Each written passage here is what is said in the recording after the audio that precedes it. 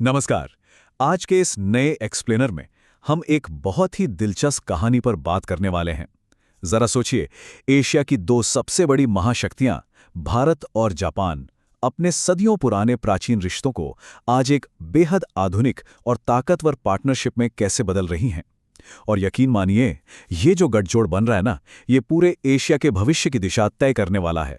तो चलिए सीधे मुद्दे पर आते हैं। मेरा आपसे एक सवाल है। छठी शताब्दी के एक बौद्ध भिक्षु और आज के मशहूर जापानी एनिमे जुजुत्सु काइसेन के बीच भला क्या कॉमन हो सकता है? अजीब लग रहा है ना? लेकिन यही तो इस रिश्ते की खूबसूरती है। प्राचीन समय का वो आध्यात्मिक आदान प्रदान आज एक ऐसे मॉडर्न कल्चरल फिनोमेना में बदल चुका है जिसके भारत में लगभग 11 करोड़ 80 लाख फैंस हैं। मतलब इसका क्रेज बिल्कुल नेक्स्ट लेवल पर है। अब इस पूरे सफर को समझने के लिए हम आज मुख्य रूप से इन 5 अहम पड़ावों से गुजरेंगे। सबसे पहले बौद्ध धर्म से लेकर एनीमे तक का सफर, फिर इनका विशाल आर्थिक अभिसरण, उसके बाद रक्षा के क्षेत्र में आए बड़े बदलाव, फिर हाई स्पीड रेल के शानदार प्रोजेक्ट्स और आखिर में बात करेंगे उन चुनौतियों की जो इस रास्ते में खड़ी हैं। तो आइए पहले भाग से शुरू करते हैं, बौद्ध धर्म से लेकर एनीमे तक। और ये जानना बहुत दिलचस्प है कि इस रिश्ते की जड़ें इतिहास में कितनी गहरी हैं।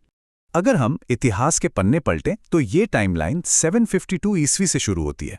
तब भारतीय भिक्षु बोधिसेन ने जापान के नारा में टोडाइजी मंदिर की प्राण प्रतिष्ठा की थी। और फिर कई सदियों बाद 1982 में ये आध्यात्मिक नाता एक बहुत बड़ी इंडस्ट्रियल पार्टनरशिप में बदल गया। जी हाँ, मारुति सुजुकी के ऐतिहासिक जॉइंट वेंचर के साथ। और अब ये एक जबरदस्त कल्चरल ब्रिज बन चुका है, जहां 2026 तक भारत में जेनजेड एनिमे दर्शकों की संख्या 12 करोड़ के करीब पहुंचने का अनुमान है। सच में ये एवोल्यूशन कमाल का है।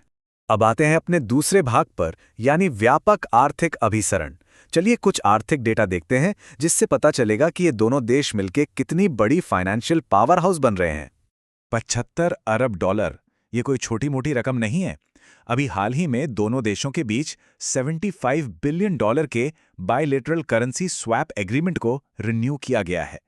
इसका सीधा सा मतलब ये है कि अब ये देश अमेरिकी डॉलर पर निर्भर रहे बिना अपनी खुद की मुद्राओं में व्यापार कर सकते हैं। देखा जाए तो ये पूरे रीजन की स्थिरता को बनाए रखने के लिए एक बहुत बड़ा फाइनेंशियल सेफ्टी नेट है।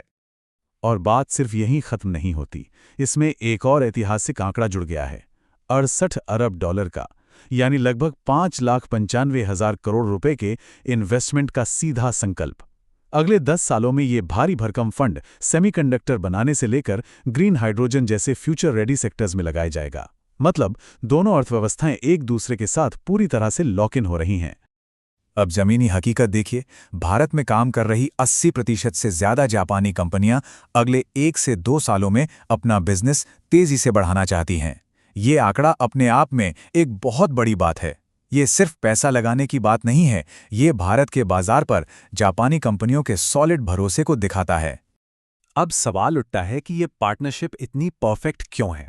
दरअसल दोनों देशों की ज़रूरतें एक दूसरे को एकदम सही तरह से पूरा करती हैं। एक तरफ जापान है जिसकी आबादी तेजी से बूढ़ी हो रही है और अनुमान है कि 2030 तक वहां करीब 7,90,000 टेक कर्मचारियों की कमी हो जाएगी। दूसरी तरफ हमारा भारत है जो हर साल 15 लाख इंजीनियरिंग ग्रेजुएट्स तैयार कर रहा है। मतलब जापान की सबसे बड़ी ज़रूरत को पूरा करने के लिए भारत के पास टैलेंट की कोई कमी नहीं है। और इस शानदार तालमेल का सबसे बड़ा सबूत है भारत में खुल रहे जापानी ग्लोबल कैपेबिलिटी सेंटर्स। 2020 में इनकी संख्या मुश्किल से 30 थी, लेकिन 2025 के अंत तक इनके 60 होने का अनुमान है। सीधे 130% का उछाल। जापानी कंपनियां भारत के इसी इंजीनियरिंग टैलेंट का पूरा फायदा उठाने के लिए एकदम तैयार हैं। चलिए अब तीसरे भाग की तरफ बढ़ते हैं, रणनीतिक रक्षा बदलाव।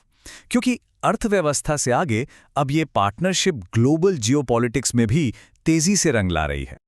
अब अगर हम निष्पक्ष होकर फैक्ट्स को देखें तो जापान का नया प्रशासन अपनी पुरानी शांतिवादी रक्षा नीति, जिसे अनुच्छेद 9 कहते हैं, उससे अब काफी आगे बढ़ रहा है। क्षेत्रीय सुरक्षा को लेकर उनकी कुछ स्पष्ट चिंताएं हैं और इसी वजह से जापान अब अपना मिलिट्री खर्च बढ़ा रहा है और क्वाड के जरिए भारत, अमेरिका और ऑस्ट्रेलिया के साथ अपने रक्षा संबंधों को काफी मजबूत कर रहा है। और ये सिर्फ कागजी बातें नहीं हैं, ये सब जमीन पर सच में हो रहा है। चाहे थल सेना का धर्म गार्जियन अभ्यास हो या नौसेना के मालाबार और जिमेक्स जैसे कॉम्प्लेक्स जॉइंट मिलिट्री ऑपरेशंस, दोनों देश लगातार साथ आ रहे हैं। यहाँ तक कि भारतीय नौसेना के जहाज़ों के लिए यूनिकॉर्न मास्ट का को-डेवलपमेंट भी किया जा रहा है। इंडो पैसिफिक रीजन में ये रणनीतिक एकजुटता का एक बहुत बड़ा संकेत है। अब हम आते हैं चौथे भाग पर, हाई स्पीड रेल। देखते हैं कि ये पार्टनरशिप हमारे फिजिकल इंफ्रास्ट्रक्चर को कैसे बिल्कुल नया रूप दे रही है। ये जो 508 किलोमीटर लंबा Mumbai Ahmedabad high speed rail corridor बन रहा है ना, ये इस पूरी साझेदारी का सबसे जीता जागता और बेहतरीन उदाहरण है। जापानी शिनकानसेन टेक्नोलॉजी की मदद से भारत पहली बार 320 किलोमीटर प्रति घंटे की रफ्तार वाली ट्रेनों के युग में कदम रख रहा है। ये सच में एक गेम चेंजर प्रोजेक्ट है। और सिर्फ एक प्रोजेक्ट नहीं, उस पहले फाउंडेशनल प्रोजेक्ट के बाद भविष्य के लिए 7 नए हाई स्पीड रेल कॉरिडोर्स की घोषणा भी हो चुकी है।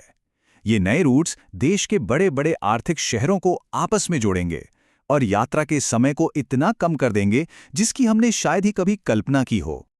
लेकिन क्या सब कुछ इतना ही आसान है? बिल्कुल नहीं।